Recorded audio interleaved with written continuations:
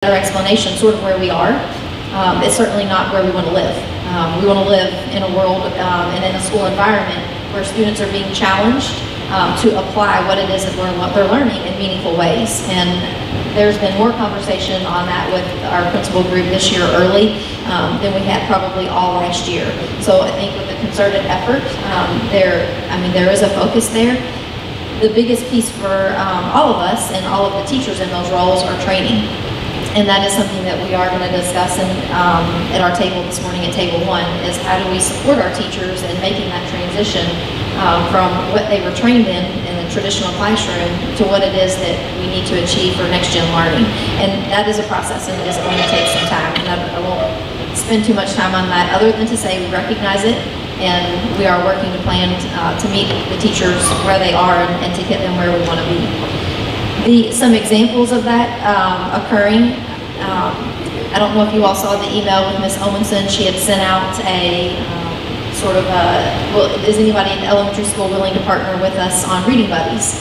Some of the upper level, junior and senior level students were wanting to give something back to the system, and so they've actually implemented the reading buddies. I think they met for the first time last week. I engaged with one of the students who was participating in that, and just the excitement from her, because she knows she's making a difference for a little one in the same system that she has been a part of through her entire school career, was pretty exciting. Also, October the 4th, we have Exhibition Night. I believe all of you have gotten a specific invitation. This is our first exhibition at Oasis High School, and so exhibition is where the students who have participated in a true project-based learning activity, so it's had all of the components, the driving questions, and a lot of student-driven input on what it is that they are presenting. That's sort of the official night where they put their work out and say, here's what we've been working on and here's how it was meaningful to me. So you're going to see our very first stab at that, and these teachers are very brave for putting themselves out there on this. This is uncharted territory for them. These three teachers were trained this summer at a project-based learning institute in Kentucky. But it's still difficult when you're the very first one navigating what does it look like, and also the students. It's different for students to actually have to set up and validate and provide evidence on why it is that I'm showing you what I'm showing you. So you're going to see evidence of that on October the 4th. If you're able to make it, that would be fantastic. Our athletic boosters is rolling. They started work late this summer, and they have really made a lot of progress. I know Mr. Montag, he's been very busy.